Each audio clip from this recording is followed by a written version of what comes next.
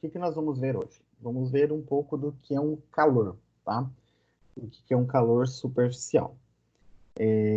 Depois, daqui a pouquinho, eu vou explicar certinho como que funciona essa questão do calor, tá? Como dentro da fisioterapia, a gente trabalha com os recursos naturais. E dentre os recursos naturais está incluso o calor, tá?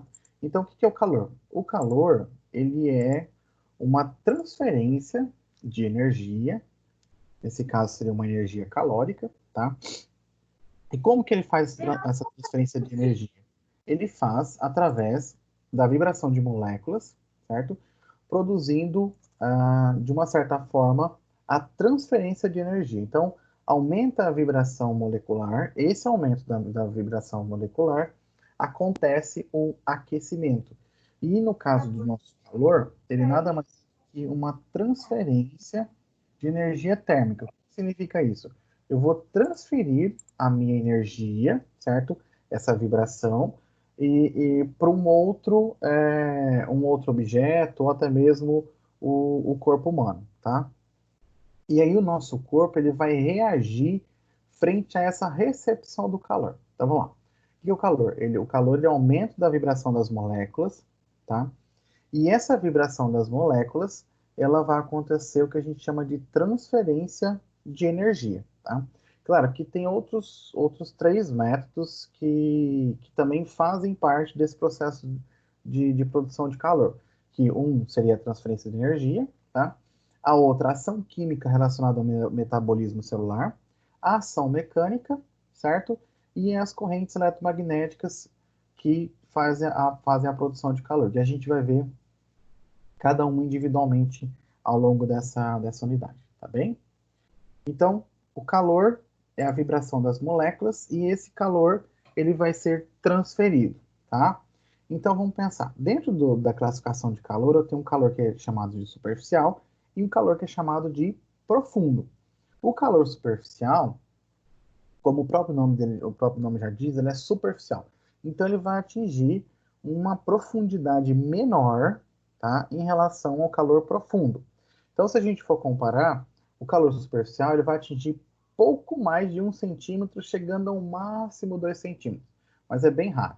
Então, é mais comum entre 1 centímetro, meio centímetro de profundidade que ele começa a atingir. Já o calor profundo, ele é superior a 2 centímetros de profundidade, tá? Se formos ver, em comparação de estruturas, o que nós vamos ter?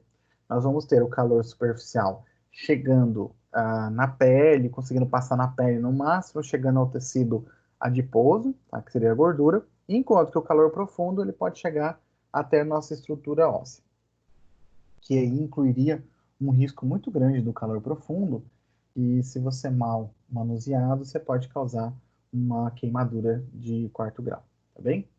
E quando eu tenho essa aplicação do calor, ele vai produzir um efeito. Então, nosso organismo ele vai responder a esse efeito do calor, tá bom? E aí, quando eu entro em contato, no caso de um calor de tratamento, quando eu entro em contato, o meu organismo ele efetiva essa resposta e essa resposta vai ser os nossos objetivos de tratamento, tá? Então, a princípio, quando eu aplico o meu calor, eu vou ter de imediato um aumento da temperatura do tecido, certo? Consequentemente, eu vou ter um aumento do metabolismo celular, que, como eu disse agora anteriormente, o calor ele nada mais é do que um aumento da vibração das nossas moléculas. Então, eu tenho um aumento da temperatura, logo em seguida, eu vou ter um aumento do meu metabolismo, tá bem? Aumentando o metabolismo, o que vai acontecer? Vai aumentar a necessidade de oxigênio para o organismo, vai aumentar a atividade das enzimas, vai diminuir a viscosidade dos líquidos corpóreos, vai aumentar a condução nervosa e vai acontecer o que a gente chama de deformação plástica do colágeno. Ou seja, ele vai ficar mais elástico, tá? Vai ficar mais fácil de manusear. Diante de cada efeito desse, por exemplo, aumento da necessidade de oxigênio. Esse aumento da necessidade de oxigênio, consequentemente, leva a um aumento do fluxo sanguíneo, porque faz o que a gente chama de vasodilatação dos nossos vasos, das nossas veias. elas ficam com mais espessas, tá? Passando muito mais sangue. Vai acontecer a liberação de oxigênio das hemoglobinas e aumenta o fornecimento de nutrientes. Ou seja, quando eu tenho esse efeito do calor, nesse sentido, aumentou o metabolismo, vai aumentar a necessidade de oxigênio naquele local. Consequentemente, ele vai aumentar o fluxo sanguíneo, vai fazer uma vasodilatação, vai levar mais oxigênio, vai levar mais nutrientes, porque ó, liberação de oxigênio das hemoglobinas vai ter muito mais oxigênio disposto, vai ter muito mais oxigênio. Com isso, vai favorecer o quê? O processo de cicatrização do tecido. Então, quando eu aplico o meu calor, ele pode levar o objetivo de melhorar ou incentivar a cicatrização dos tecidos, tá? Pelo simples fato de fazer uma vasodilatação que aumenta o fluxo sanguíneo, automaticamente aumenta os oxigênios e com isso vai fornecer muito mais nutrientes, tá? E em outro efeito, eu tenho o aumento da atividade enzimática, tá? A atividade enzimática, como que ela vai proceder? Ele vai aumentar a atividade pró-inflamatória. Aumentando a atividade pró-inflamatória, porque pró é a favor da inflamação, tá? Claro que nós temos que tomar um cuidado que quando eu faço a aplicação do calor, no processo inflamatório, nos 5 sinais cardinais, já está incluso o calor. Então eu tenho que tomar um certo cuidado, porque no processo inflamatório já tem calor, tá? E posso aplicar calor, porém, com um certo cuidado, pois eu já sei que durante o processo inflamatório já tem o calor presente, tá? Por isso que na atividade enzimática, eu vou ter um aumento da atividade pró-inflamatória, ou seja, eu vou aumentar aquela inflamação. Então, eu tenho que tomar um certo cuidado para que qual que é o processo inflamatório que eu estou trabalhando naquele momento, em que fase está esse processo inflamatório, para eu não aplicar algo além que vai piorar a situação do meu paciente, tá bem? Então tem que tomar certo cuidado.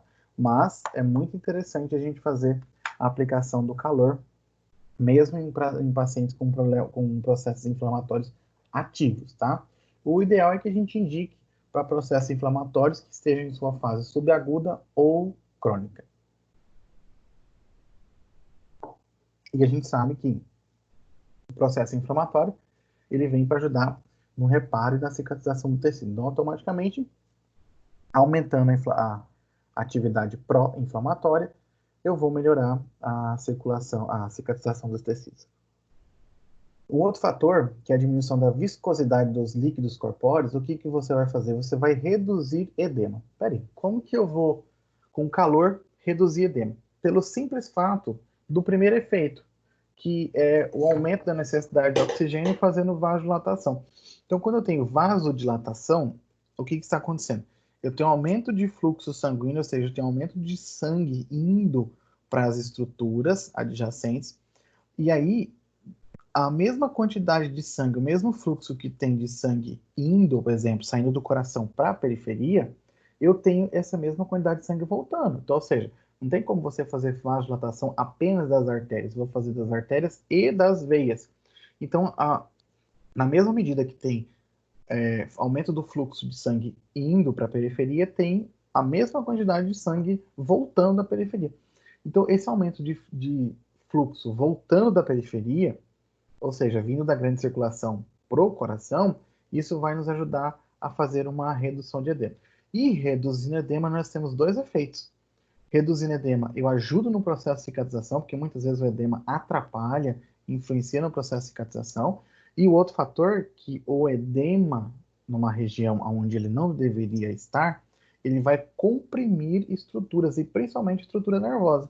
Então, o edema vai ajudar. A redução do edema ajuda no processo de cicatrização, assim como no processo de redução de dor. Tira o edema, tira a dor. Por quê? O edema está comprimindo as regiões, principalmente de condução nervosa. Um quarto efeito, aumento da condução nervosa. Pera aí. Agora eu falei que estava comprimindo e reduzindo a condução nervosa, logo em seguida gera dor. Então, edema, só voltando. O edema, ele comprime as terminações nervosas, certo? Que vai reduzir sua atividade automaticamente e vai gerar dor, porque está comprimindo ali.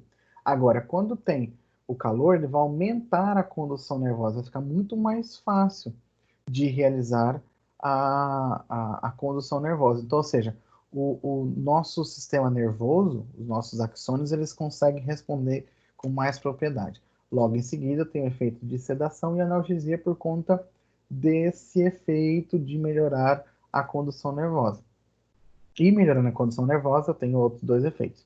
Redução de dor e automaticamente vai diminuir os espasmos musculares. Porque muitas vezes a dor gera um espasmo muscular, certo? O edema comprime aquele nervo, diminui a sua atividade nervosa, gera dor, certo? Nossos receptores, que são receptores da dor, são ativados, certo?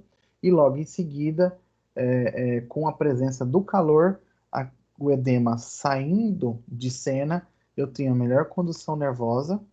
Melhorando essa condução nervosa, o meu músculo que estava em espasmo, em constante contração, seria uma contração de defesa antálgica, e ele vai reduzir o seu espasmo por conta da presença de calor. Num quinto efeito, a deformação plástica dos colágenos, mais alongamento mecânico. O que vai acontecer? Quando eu tenho a presença do calor, a deformidade do colágeno, o que ele é? Ele vai se tornar um pouco mais elástico. E aí vai fazer com que aumente o comprimento dos meus tecidos. Isso melhora a distensibilidade dos tecidos, ou seja, os tecidos aquecidos eles ficam mais fácil de se estenderem, tá? Então a minha musculatura fica muito mais fácil, muito mais livre de se distender na presença do calor, tá? E tem um efeito direto, que é a ativação dos receptores de frio, certo? Que é onde vai acontecer o mecanismo de controle descendente da dor, liberação de encefalinas, fechamento da comporta e logo em seguida vai reduzir a minha dor, tá? Mas esse é um efeito já secundário paralelo. Se tiver alguma dúvida, vocês me perguntam. E ainda sobre efeitos fisiológicos, agora um pouco mais resumido, tá? Só resumindo o que a gente falou agora há pouco. Aquecimento, vasodilatação, estimulação dos termorreceptores e redução da viscosidade articular. Na vasodilatação, tem aumento do fluxo sanguíneo, aumento do metabolismo e vai favorecer a cicatrização dos tecidos. Foi demais. Enquanto que na estimulação dos termorreceptores eu tenho efeito contra-irritante que vai diminuir a dor. Enquanto também na redução da viscosidade articular aumenta a elasticidade ou a distensibilidade dos tecidos e aumenta a amplitude de movimento articular. Beleza? Só um resuminho. E aí eu vou apresentar para vocês hoje dois equipamentos que fazem parte da termoterapia de calor. Só fazendo uma recapitulação. Quando eu falo em trabalhar com calor, que é um agente natural da fitoterapia, eu até brinco que aqui em Cuiabá é meio redundante falar de calor, até porque a gente não conhece o que é calor, né? Cuiabá quase não faz calor, então calor não é muita novidade para nós. Mas o que eu quero que vocês entendam? Que nós utilizamos muito do calor para auxiliar e incentivar o processo de redução de dor, processo de cicatrização e processos inflamatórios. E aí eu vou apresentar dois equipamentos, tá? Claro que esses equipamentos que eu vou apresentar para vocês hoje são dois equipamentos de calor superficial que nós temos à disposição para utilizarmos dentro da fisioterapia, tá? Na aplicação do calor, tá bom? Então eu tenho o primeiro equipamento que chama-se infravermelho. O que é o infravermelho? É um equipamento de calor superficial, tá? E aí, um detalhe dentro da aplicação do calor. Nós temos três tipos de transferência de calor. Agora há pouco a gente viu que o calor, certo? É uma vibração, aumento da vibração das moléculas, e esse calor ele é transferido. Agora, existem três tipos de transferência de calor. Nós temos a transferência de calor por conversão, tá? Nós temos a transferência de calor por convecção e nós temos a transferência de calor por condução. Então, são os três tipos de transferência de calor que nós temos presentes dentro da fisioterapia. Então, ou seja, para cada tipo de transferência, eu tenho para cada tipo de equipamento, eu tenho um tipo de transferência, tá? Então, os nossos equipamentos, ele utiliza dessas três, ou de uma ou de dois tipos de transferências de calor, tá? Então, só recapitulando, tem a transferência de calor por condução, de conduzir calor. Eu tenho a transferência de calor por conversão, tá? Converte em calor. E a transferência através da convecção. Convecção é quando eu utilizo a transferência de calor através de um meio, tá? Se tiver alguma dúvida, vocês perguntem, tá? Fiquem à vontade. Então, vamos lá. No caso do nosso infravermelho, ele é classificado como calor superficial, tá? Tanto é que ele pode chegar de 5 a 10 milímetros, é bem superficial mesmo.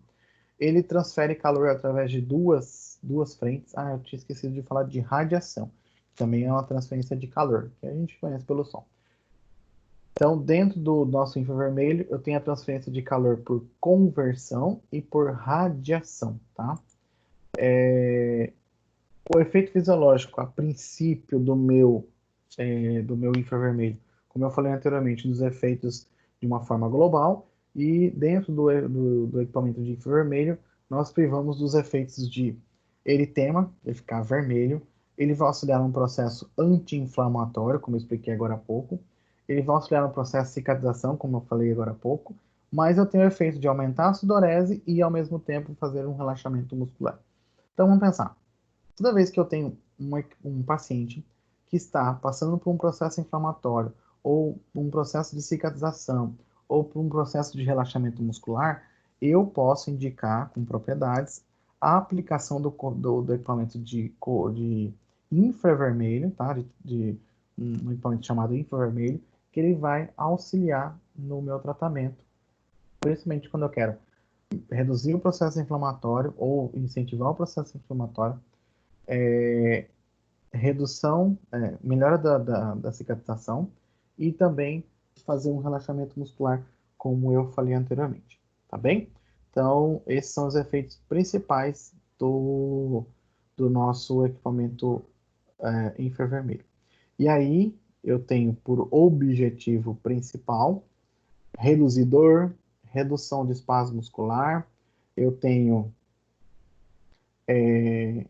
redução da rigidez articular e tenho aceleração do processo de reparo e cicatrização e melhora da circulação. Ou seja, quando eu estou com o meu paciente e me deparo com essa situação, meu paciente tem dor, posso aplicar o equipamento de infravermelho. Meu paciente está com espasmo muscular, posso aplicar o infravermelho. Meu paciente está com rigidez articular, posso aplicar o infravermelho. Meu paciente precisa acelerar, eu preciso acelerar o processo de cicatrização e reparo tecidual do meu paciente, coloco o infravermelho. Preciso melhorar a circulação do meu paciente, coloco o infravermelho. Então, ou seja, eu tenho todas essas possibilidades para que eu possa utilizar de indicação para o meu paciente, tá bem? E quando que eu não posso usar? Quando que eu não posso usar precauções? Eu não posso usar quando eu estiver com o paciente em quadros agudos. Então, vamos fazer só um adendo aqui. Quando eu vou aplicar a corrente no meu paciente e ele estiver num processo inflamatório agudo, eu não posso aplicar. Mas espera aí, professor. Você falou agora há pouco que eu vou indicar para o meu paciente que eu preciso acelerar o processo inflamatório. Ok, mas nós temos que lembrar que o processo inflamatório pode ser classificado em três fases, certo? E como nós sabemos que na fase aguda, principalmente na fase aguda, os meus 5 sinais cardinais são dor, rubor, calor, perda de função e edema. Sabendo disso, eu já tenho calor, que é um dos sinais cardinais inflamatórios do meu paciente. Como eu já tenho calor, que é um sinal cardinal inflamatório, por que eu vou aplicar calor em cima de calor? Eu vou piorar a situação. Então, eu fico um pouco mais restrito à aplicação do calor, tá? Dentro do processo inflamatório agudo. Agora, quando eu estou numa fase inflamatória subaguda ou crônica, Aí sim, aí eu já posso aplicar o, já posso aplicar o meu calor, tá? Que pode, independentemente ser superficial ou profundo. É só um, um outro adendo que ao longo da unidade eu vou apresentar para vocês alguns equipamentos de calor que também podem ser aplicados em fases agudas, tá? Não preocupa não. Doenças vasculares periféricas não é indicado. Áreas de perda sensorial, então o paciente está com alteração de sensibilidade, não indica calor, porque eu preciso de um feedback dele. Queimaduras de sol, não tem o porquê de eu aplicar calor nisso. Cicatrizes. Quando eu falo em cicatriz, mas o professor falou que o calor ele ajuda no processo de cicatrização. Ok, ele ajuda, porém não em cicatrizes abertas. Se a cicatriz está aberta ali, ainda está num processo inflamatório agudo, tem restrição. Então, passou dessa fase inflamatória aguda, eu já consigo trabalhar com mais decência. Hipertermia, o paciente já está com um aumento da temperatura, está com febre, não posso. Regiões genitais e redução do nível de consciência, não vou indicar o calor para esse paciente, tá bem? Então, isso seria para o nosso equipamento de infravermelho, tá? E agora eu tenho o equipamento de turbilhão. O que é o equipamento de turbilhão? Ele é um equipamento, tá? Aqui tá a fotinha dele. Fica lá na clínica, perto da piscina. Não sei se vocês já chegaram de vê-lo, tá? Esse equipamento, ele, ele depende de água. Então, ele faz a sua transferência de calor por convecção, porque ele depende de ter água dentro dele para que ele possa funcionar. Então, tendo água, ele funciona. Caso contrário, não vai conseguir gerar o seu efeito. A princípio, tem a sua indicação em aplicação de calor em áreas irregulares, com contornos irregulares, então ele é principalmente indicado para extremidades, pés, mãos, tá? O efeito dele, na verdade, o funcionamento dele, você coloca água dentro do recipiente, o recipiente vai aquecer essa água, e aí a gente aciona o jato, que é o turbilhamento. O que ele faz? Ele faz a recirculação da água e isso agita essa água, então essa água gera o turbilhamento. Como se fosse aquelas jacuzzis de hidromassagem, tá? Só que um jato um pouquinho mais potente do que isso. O nosso turbilhão tem como efeito fisiológico aumento da temperatura corporal, aumento do suprimento sanguíneo, aumento do metabolismo, diminuição da sensibilidade à dor, diminuição da espasticidade, diminuição do edema e extremidades submersas e relaxante muscular. Então, são todos os efeitos do calor que a gente já viu até agora, tá? É indicado para dores subagudas e crônicas, é indicado para relaxar a musculatura, melhorar a extensidade dos tecidos, melhorar a nutrição articular, reduzir edema periférico. Eu vou falar para vocês, ele é um grande aliado para reduzir edema periférico. Faltou uma indicação aqui também que ele é indicadíssimo para processos de consolidação óssea. Ele é muito indicado, ajuda muito a gente no processo de consolidação óssea e ganhar a extensibilidade dos tecidos durante esse processo de consolidação óssea. Contraindicado, quando que eu não vou utilizar esse equipamento? Em quadros agudos, quando eu tenho presença de febre, pacientes que necessitam de um suporte postural, certo? Durante o tratamento, o paciente não consegue ficar de pé, então um paciente cadeirante a gente vai ter uma certa dificuldade para aplicar em membros inferiores. Membro superior, tranquilo, tá? Lesões cutâneas ou feridas abertas, não vou indicar, tá? Ele seria extremamente contraindicado, tá bem? Alguma dúvida, meninas? Se tiver, vocês falam. Nada? Por enquanto, não. Né? Tá tranquilo?